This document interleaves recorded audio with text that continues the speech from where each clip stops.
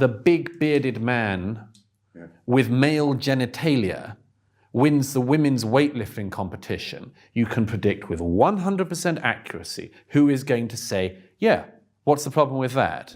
Douglas Murray absolutely detests the so-called woke culture, just like many others. He feels like the self-righteousness of these woke activists is incredibly irritating. According to him, they act like they're better than you just because you're not woke. They think being woke is the only correct way and refuse to consider any other viewpoint. They claim to be open-minded, but they're actually the opposite. They believe being woke makes you a better person, and if you're not, you're a bad person. Douglas believes this idea is harmful to both society and individuals. Does Douglas Murray fear that we're moving towards a society with less room for different opinions? Let's take a look. Demonstrably incoherent bodies that don't even exist. They don't even exist. The LGBT community. Take me to your leader. We cancel people, destroy people for saying something that everyone thought until 24 hours ago. Douglas Murray is fed up with the woke culture pandemic that has spread widely across Europe. His frustration was clear during his heated exchange in Paris with Dutch left-wing politician Sylvana Simons, where he didn't hold back. He believes that free speech is under attack lately, and the cancel culture that destroys people online is spreading like wildfire. We've seen this firsthand. In this new age of so-called wokeness, hypersensitivity, and identity politics, greater restrictions have been imposed on what's considered acceptable. Anyone can claim offense and silence those who disagree with them. This is why Douglas Murray believes we are witnessing the slow death of free speech. If they just nick one of these tripwires with their foot, can find causes total career implosion. Murray says that we are making up and evolving our ethics and metaphysics, which, according to him, are quite confusing to everyone. He believes cancel culture has tripwire issues, and if any journalist, citizen, or other person steps on one of these tripwires, it will cause a total career implosion. Gay, everything to do with women, particularly relations between the sexes, everything to do with race, and absolutely everything to do with trans. Murray believes that cancel culture often arises when topics related to gays, women, relationships between sexes, race, and especially trans issues are discussed. He particularly thinks this issue is most pronounced in English-speaking countries such as Britain, America, Australia, and various European nations. According to him, nowhere else is it as intense as in these English-speaking countries. Murray asks, why is this the case? Why specifically in these countries? People from English-speaking nations, that a lot of these phenomena at the moment seem to me to be particularly prevalent in Britain, America, Canada, Australia. Murray argues that in these countries, people are aiming to ensure that individuals with competence in a particular area are never held back by any specific characteristic. For example, no young girl anywhere should think she can't achieve something because of her gender. Similarly, individuals who are LGBT should not feel restricted by their sexuality, and people of any skin color should not face obstacles due to their race. This aspiration is widely shared across political divides. However, Murray contends that in striving for this goal, we may actually worsen existing problems rather than improve them.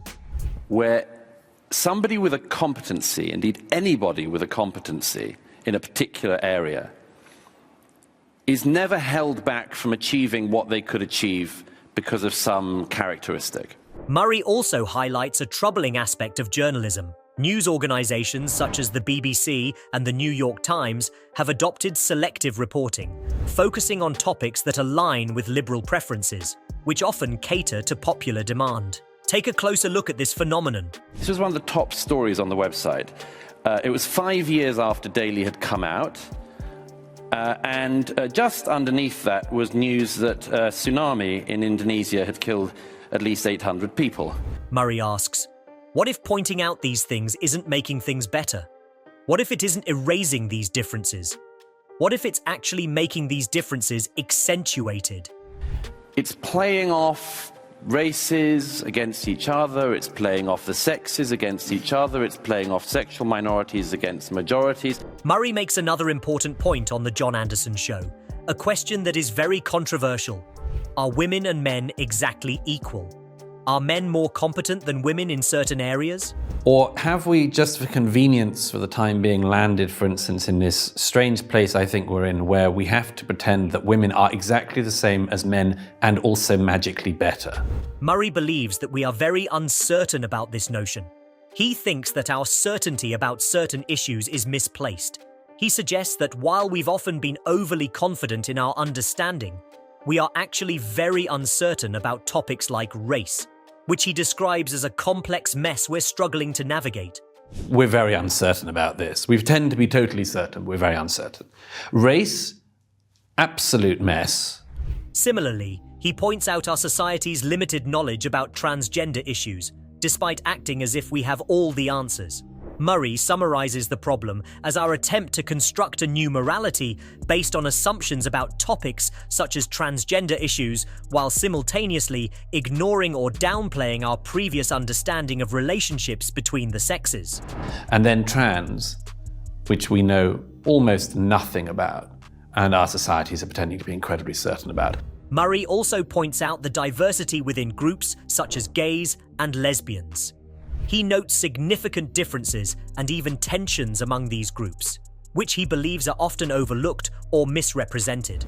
And simultaneously demands that we pretend not to know about things that we all knew till yesterday. Relations between the sexes. For instance, during the gay marriage debate in Australia, Murray observed a wide range of opinions within the gay community, including those who opposed the idea of marriage altogether. He criticizes the media for often ignoring this diversity, preferring narratives that fit certain agendas, sometimes driven by specific political objectives. I defend it as a right, but I also am worried by, and have been worried for a long time, by the extraordinary intolerance of elements of the so-called gay community, which I say so-called because there is no such thing. Murray argues that categorizing every gay person into a singular gay community is nonsensical. He questions the validity of such generalizations, comparing it to saying, "Women think this," or "Blacks say that," as if entire groups unanimously share identical views. Murray points out the absurdity of treating diverse groups like monolithic entities, asking rhetorically who exactly is being referred to when we speak of these communities. And it's a basis for madness. When people say the gay community, who are you talking about? It's like, women think this. Oh, really? He challenges the trend of viewing society primarily through the lens of identity groups based on gender, sexual orientation, race, and similar factors. Murray questions why we would strip away individualism by grouping people into these supposedly cohesive but actually incoherent categories that lack real substance. Why would we be falling for this interpretation of society as depending solely or primarily on interest groups based on gender/sex, sexual orientation, race, and a bit more? Now, Douglas Murray's take on woke culture is quite intriguing.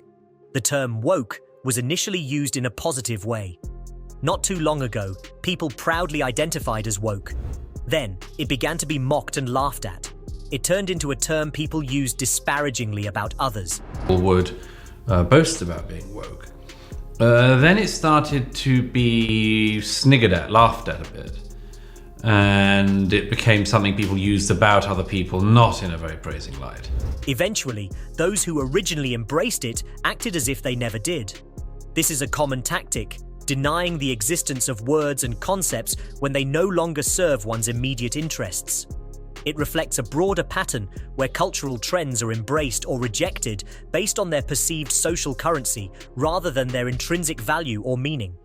This phenomenon highlights how quickly language and ideals can shift, influenced by societal attitudes and individual motivations for acceptance or rejection. And in a way, this is a very typical move, so that you pretend that words don't exist, concepts don't exist, and you fix them all to try to suit your own short-term gain.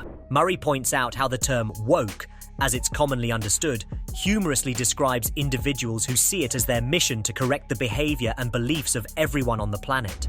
These individuals often find purpose and meaning in life through advocating for social justice, particularly focusing on issues like racial equality, LGBTQ rights, and gender justice. Description of the sort of person who believes that their mission in life is to correct the behavior and thought mechanisms of every other human being on planet Earth.